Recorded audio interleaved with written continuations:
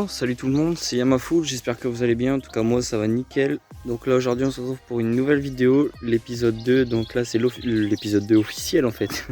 Parce que l'épisode 1 que tu as vu, la partie 1, et ben en fait c'était de base la partie 2. Parce que j'avais tourné l'épisode du poste de pilotage, mais j'ai eu un gros souci de caméra, et du coup je t'ai pas sorti l'épisode 1. Du coup je t'ai sorti la partie 1. Enfin, je t'ai sorti la partie 2 à la place de la partie 1 et du coup là voilà la partie 2 officielle. Donc je te fais cette vidéo, elle va être un peu plus courte que d'habitude, il n'y aura pas de mécanique. Par contre je vais te mettre quelques photos de la MRT quand je l'ai achetée et comme elle est maintenant.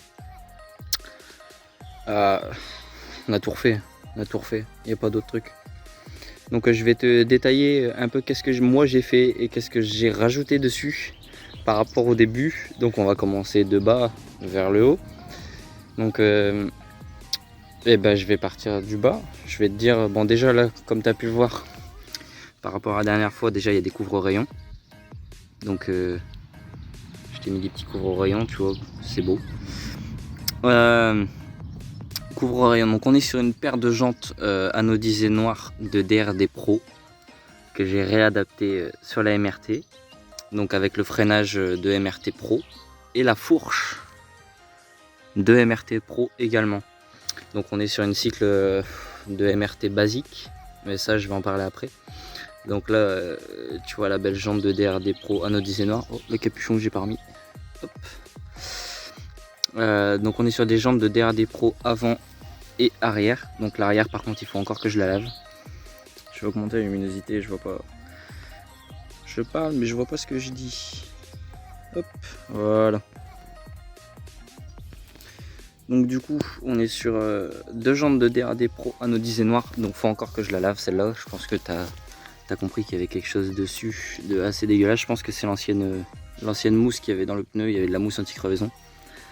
Donc qu'est-ce qu'on a fait? On a repeint le bras oscillant, qui est sale d'ailleurs. On a repeint le le bras oscillant, pardon.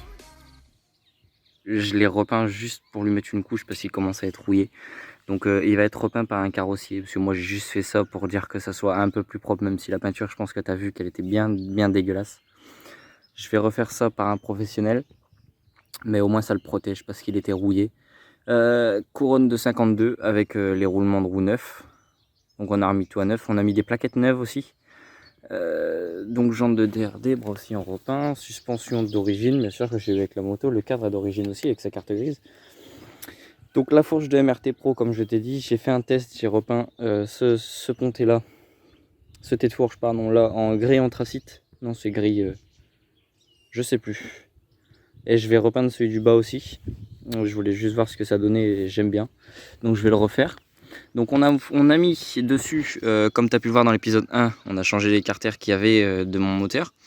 Donc dessus il y a une config full 86 top alu. Donc on est en pack 86 top alu.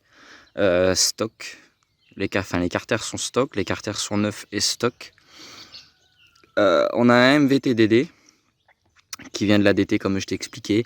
On est sur un pignon de 15 et tu verras dans les prochaines vidéos que ça ne tire pas du tout trop court. On est sur des clapets Top Perf V-Force avec la pipe Polini gros diamètre et le carbu de 28 Polini. Question embrayage, on est sur un embrayage MVT 70-90 avec des ressorts mâles aussi. On a rechangé toutes les pièces qu'il y avait dans le moteur, hein. De toute façon tout est neuf. Et c'est un peu tout pour le moteur. Je crois que j'ai tout dit. Vilo course 44 qui est dans le pack Top Perf. On a repeint le cadre en blanc. Pourquoi? Bah déjà parce que j'ai toujours voulu une MRT avec un cadre blanc. Il est déjà sale, putain sérieux. J'ai toujours voulu une MRT avec un cadre blanc. Donc j'ai une MRT avec un cadre blanc. Donc le cadre blanc, les roulements de fourche sont neufs. L'axe de roue avant est neuf aussi. Boucle arrière d'origine, j'ai juste recoupé ce que l'ancien propriétaire il avait fait comme je t'ai montré dans la partie 1. Donc nous on va se fabriquer un support de plaque nous-mêmes. Je voulais mettre un enduro mais au final je me suis dit que bah, c'est vraiment facile de se faire un support de plaque maison. Et pour vraiment pas cher, et ça il y en a plein qui n'arrivent pas à le faire ou qui le font mal, donc moi je vais vous faire une petite vidéo là-dessus. Ça dès que je peux. Je vais essayer de commander les pièces sur internet, parce que comme on peut pas se déplacer dans les magasins, on va dire de bricolage, puisque c'est un peu avec ça quand même que tu fais le support de plaque.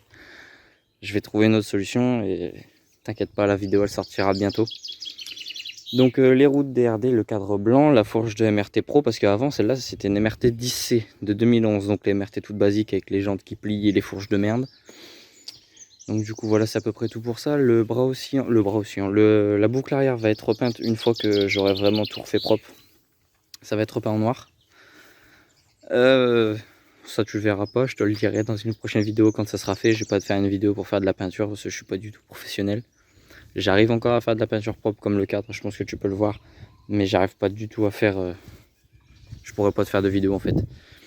Et donc voilà, roulement de roue arrière neuf, roulement de roue avant neuf, par contre je les ai pas encore mis. Je suis encore en adaptation de la roue avant en fait, parce que j'ai encore une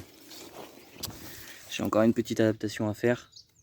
Donc là comme tu peux le voir, ta vis c'est dans le vide.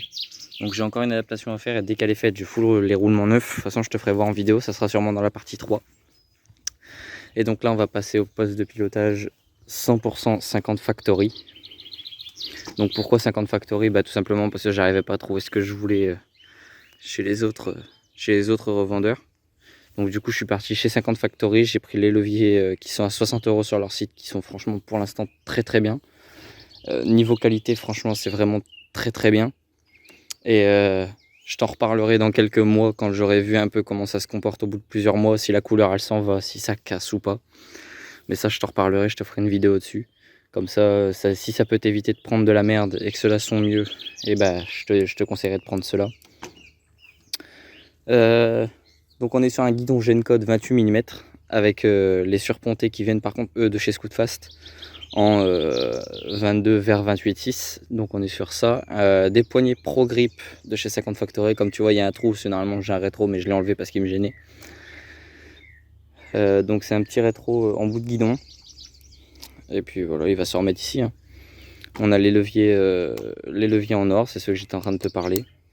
Donc levier d'embrayage et de frein qui sont pour l'instant très bien.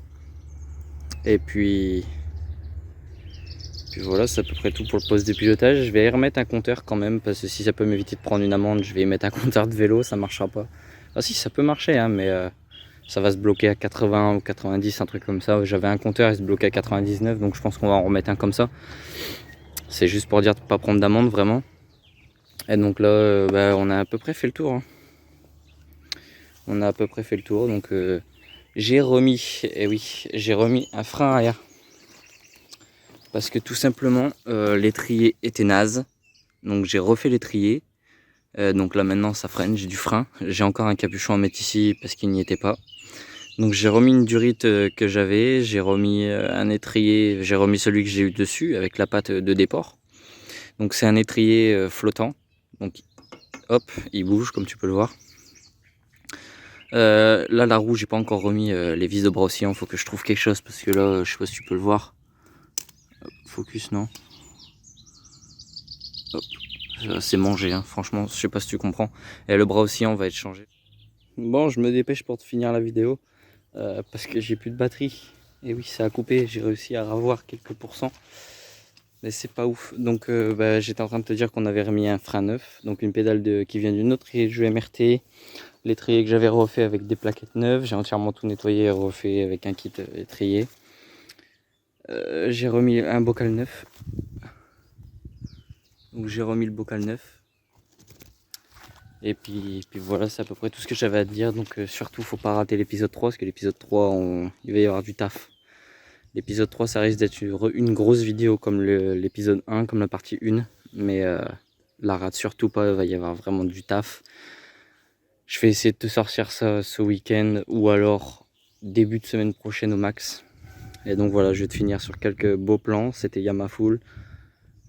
Et c'est un peu tout ce que j'ai à te dire. C'était Yamafull. Portez-vous bien, restez confinés. Et puis voilà.